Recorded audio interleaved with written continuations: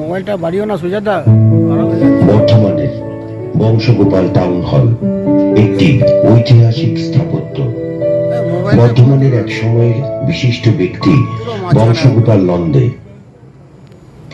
যিনি বর্ধমান রাজবংশের সঙ্গে সম্পর্কিত ছিলেন। আজ টাউন হল ময়দান সেখানে তাদের একটি বিস্তৃত জমি ছিল, যেটি জিটি রোড থেকে শুরু করে কালীবাজার পর্যন্ত বিস্তৃত ছিল। এই জায়গাতে তখন ছিল বাগান বাড়ি ও নীল চাষের পুকুর সহ আরো কিছু। মাঝখানে ছিল একটি নিকাশি নালা। পূর্ব দিকের এই খাল বা নালা এবং পশ্চিম দিকের জিটি রোডের মধ্যবর্তী অংশে নন্দে পরিবারের এক উত্তরসূরি গতিপ্রকাশ নন্দে নির্মাণ করেন এই টাউন হল 1890 সালে। 1894 সালে বর্ধমান পৌরসভার আবদার মেনে তিনি এই সম্পত্তি দান করেন বর্ধমান পৌরসভাকে শর্ত সাপেক্ষে। এই বাড়ির কোনো অংশ পরিবর্তন করা যাবে না, কিন্তু সংস্কার করা যাবে। সেই কারণে এটিকে ঐতিহ্যবাহী ভবন হিসাবে উল্লেখ করা যেতে পারে। বর্ধমানবাসী এই আবেগের ধনকে আমূল সংস্কার করার পরিকল্পনা নিল বর্ধমান পৌরসভা।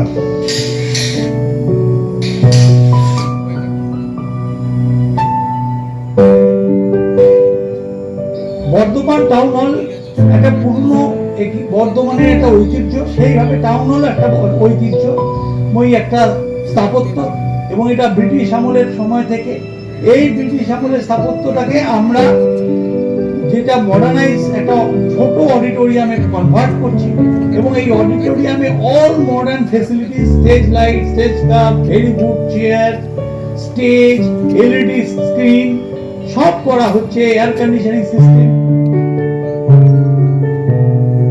বর্ধমানের বংশগোপাল টাউন হল এই স্থাপত্যকে আধুনিকীকরণের কাজ শুরু করলেন বর্ধমান পৌরসভার কর্তৃপক্ষ 2025 সালে।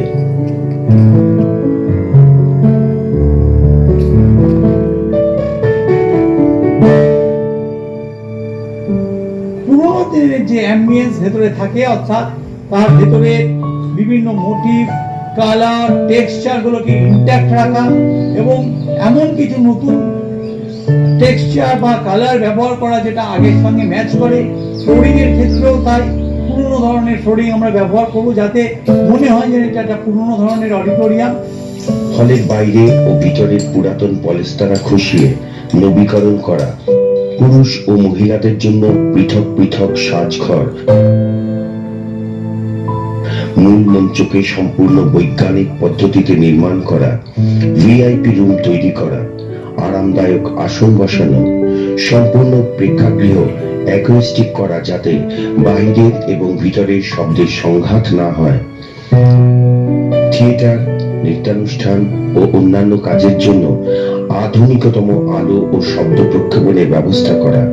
এছাড়াও আরো নানাবিধ সুযোগ সুবিধার ব্যবস্থা করল রাজন ইনফ্রাটেক প্রাইভেট লিমিটেড বর্তমান পৌরসভার ওয়ার্ক অর্ডার অনুযায়ী।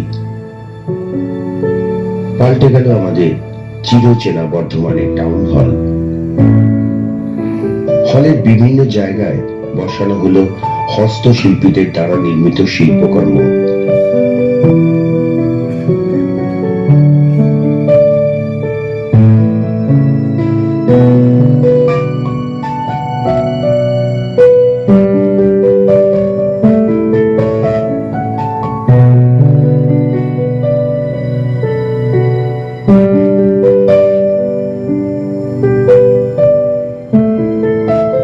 ভিতরে ও বারান্দায় রাখা দেশের বিশিষ্ট মানুষদের চিত্রপটগুলিও পুনর্নবীকরণ করা হলো।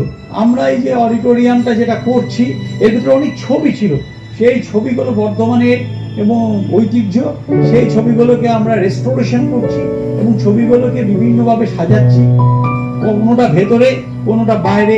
ভেতরে এবং বাইরের ক্ষেত্রে আমরা বিভিন্ন জনের মতামত নিয়ে, এক্সপার্টের মতামত নিয়ে আমরা ক্রোনোলজিক্যালি তার হিস্টোরিক্যাল ব্যাকগ্রাউন্ড ধরে সাজানো হচ্ছে।